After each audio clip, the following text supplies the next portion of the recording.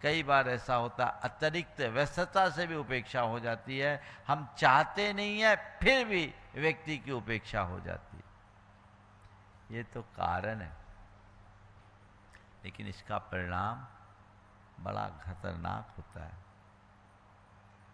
जब कोई व्यक्ति किसी से उपेक्षित महसूस करने लगता है, तो उपेक्षित व्यक्ति की सबसे पहली क्षति आत्मविश्वास की कमी हो जाती है। उसका आत्मविश्वास कमजोर हो जाता है। फिर दूसरा, उसको खुद के ऊपर संशय होने लगता है। वो अपनी क्षमताओं को ठीक तरीके से नहीं समझ पाता।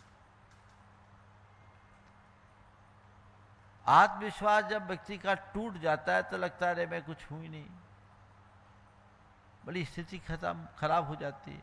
उसका मन उसके संशय में डोलने लगता है। वो कोई निर्णय नहीं ले पाता, पता नहीं मैं जो सोच रहा हूँ लोग उसको पसंद करेंगे कि नहीं करेंगे। अपनी योग्यताओं को भी वो भूल जाता है।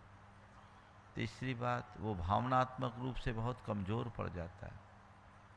उस भावनात्मक कमजोरी के कारण कई बार व्यक्ति डिप्रेशन का शिकार हो जाता है, और कभी कभी और गहराई से डिप्रेशन में जाने के बाद व्यक्ति आत्मघाती विचार तक कर लेता है।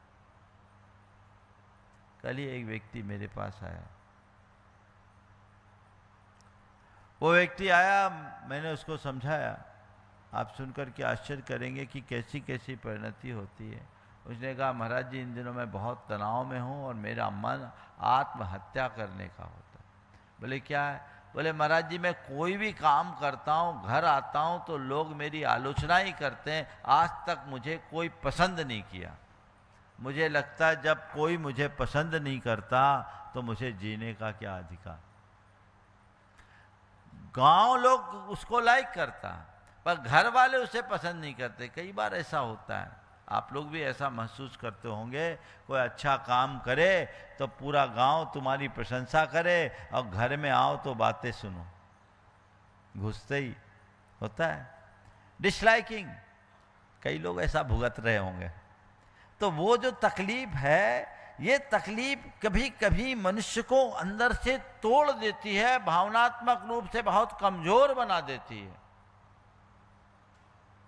और वैसा व्यक्ति जब अंदर से टूट जाता है तो फिर संभल पाना बहुत कठिन होता है, और उपेक्षा से संबंधों में खटास आ जाती है। एक दूसरे की उपेक्षा करोगे तो प्रेम कहाँ रहेगा, और प्रेम के अभाव में संबंधों की मधुरता कहाँ होगी। जीवन तहस नहस हो जाएगा।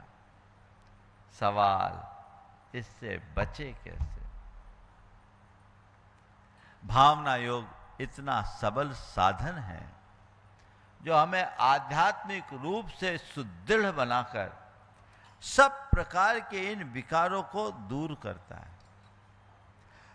हम किसी की उपेक्षा न करें, और कोई मेरी कैसी भी उपेक्षा क्यों ना करे, मैं अपने आप को उपेक्षित महसूस न करूं। एक आध्यात्मिक दृष्टि जगाकर भावना योग के बल पर हम अपने आप को बहुत अच्छे से आगे बढ़ा सकते हैं। भावना योग के चारों चरण आध्यात्मिक दृष्टि से। सबसे पहले प्रार्थना। कैसी प्रार्थना करें? अपने आत्मा से कहें, हे आत्मन, मैं अपने आप में परिपूर्ण हूँ, योग्य हूँ, और मेरा स्वरूप शुद्ध, अजर, अमर, अविनाशी है। मैं सबके मान और अपमान से परे हूँ। मेरा अस्तित्व किसी के सम्मान और तिरस्कार पर निर्भर नहीं है। इसलिए हे आत्मन, तू अपने स्वरूप में स्थिर रह। मुझे अपने स्वरूप और स्वभाव में स्थिर रहना है। मुझे समभाव में जीना है। स्वरूप का बोध रखो। ऐसी प्रार्थना अपने अंदर जगा। अब बताओ, थोड़ी थोड़ी बातों में किसी ने भरी सभा में तुम्हारा नाम ले लिया तो क्या तुम्हारी ताकत बढ़ गई? तुमने कुछ पा लिया, फिर भी लोग फूलते हैं। मेरा नाम ले लिया, और नहीं लिया तो तकलीफ पाते हैं। क्या फर्क पड़ता है? किसी के नाम लेने और न लेने से हकीकत में तुम्हारे अंदर कोई परिवर्तन नहीं आया। ये तुम्हारा मोह है, ये तुम्हारा भ्रम है, ये तुम्हारी अपनी झूठी मान्यता है, जिसके कारण तुमने इसे पाल लिया और अपने आप को दुखी बनाते हो। आध्यात्मिक दृष्टि रखो, मान अपमान से परे अपने आप को महसूस करो, किसी के सम्मान और तिरस्कार से प्रभावित मत हो। कोई सम्मान करे विनम्रता से स्वीकार करो, और कोई तिरस्कार करे सहज भाव से नजरअंदाज करो। यही तो सुखी होने का मंत्र है, और ये प्रार्थना रोज करो। मैं सबका सत्कार करूं, मैं कभी किसी का तिरस्कार न करूं, ये मन में भाव लाओ। और कोई मुझे तिरस्कृत करे तो अपने आप को तिरस्कृत महसूस न करूं, क्योंकि मेरे स्वरूप को तो कोई तिरस्कृत कर ही नहीं सकता। मेरी आत्मा का एक प्रदेश भी इधर से उधर नहीं हो सकता। ये भाव मन में जगाइए, अभी थोड़ी देर बाद में कराऊंगा। अब दूसरा है प्रतिक्रमण, जो दूसरा चरण।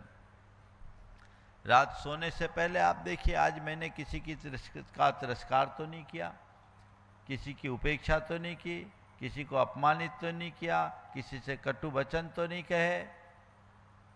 यदि कहे, उसकी छवि को याद करे, हे आत्मन, मैंने तुम्हारे साथ आज उपेक्षापूर्ण व्यवहार किया, ये मेरी अज्ञानता थी, ये मेरा दोष था, मैं तुमसे हृदय से क्षमा मांगता हूँ, तुम भी मुझे क्षमा करो।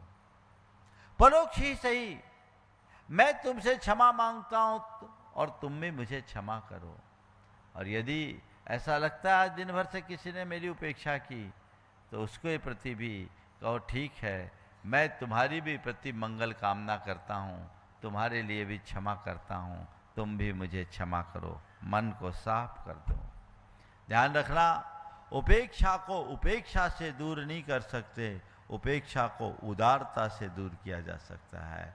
जो तुम्हारी उपेक्षा करे, तुम उसके प्रति उदार बन जाओ, कल वो तुम्हारे साथ हो जाएगा, तुम्हारा प्रेमी बन जाएगा। और उपेक्षा को उपेक्षा से दूर करोगे तो ये तो आग में घी डालने का काम होगा। दूरी तो दूरी को बढ़ाएगी। इसको बदलिए। जय जिनेंद्र। अगर आपको मेरी वीडियो अच्छी लगती है तो प्लीज़ मेरे चैनल को लाइक करें, शेयर करें और सब्सक्राइब करें। Thank you.